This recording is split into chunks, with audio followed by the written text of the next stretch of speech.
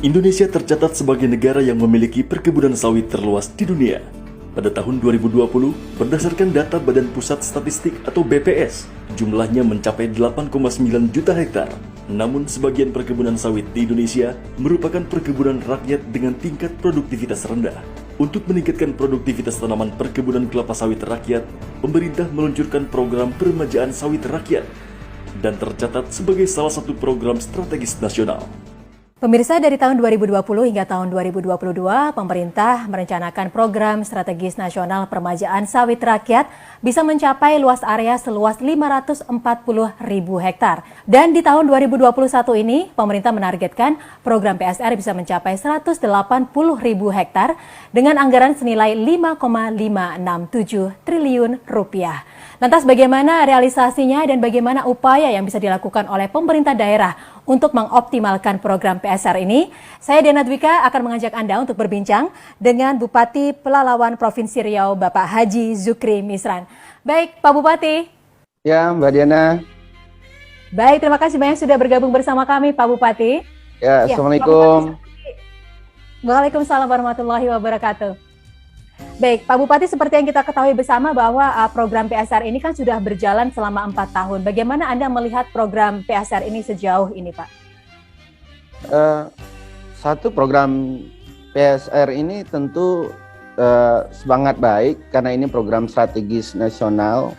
Tentu dengan PSR diharapkan ada beberapa faktor yang akan efek yang akan terjadi. Tentu adalah bagaimana menuju sawit berkelanjutan. Kita sangat dukung dan sangat bangga dan terima kasih sekali dengan pemerintah pusat tentunya. Baik, Pak, kalau ini program PSR kan ada target-target tertentu. Kalau Anda melihat realisasinya sejauh ini bagaimana, Pak Bupati? Tentu program ini kan dari tahun ke tahun kan ada perbaikan-perbaikan.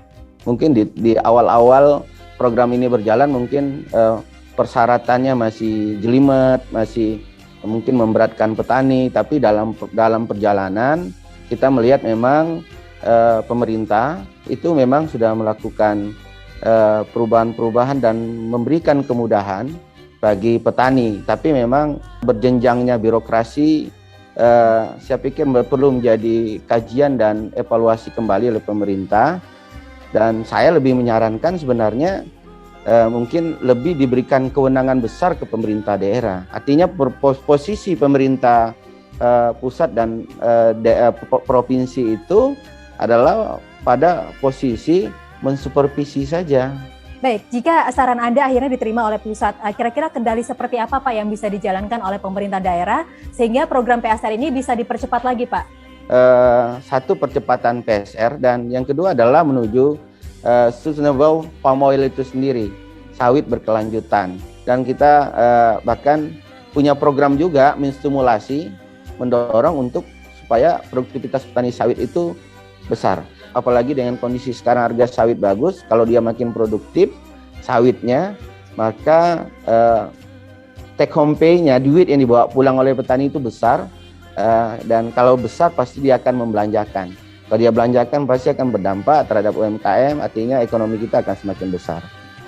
Ya, dan Pak, kalau kita ketahui bersama bahwa Pelalawan dan juga Riau ini menjadi salah satu target ya Pak ya untuk percepatan program PSR ini. Bagaimana tanggapan Anda sejauh ini, Pak? Ya, tentu kita terima kasih dengan pemerintah pusat karena itu akan membantu petani kita.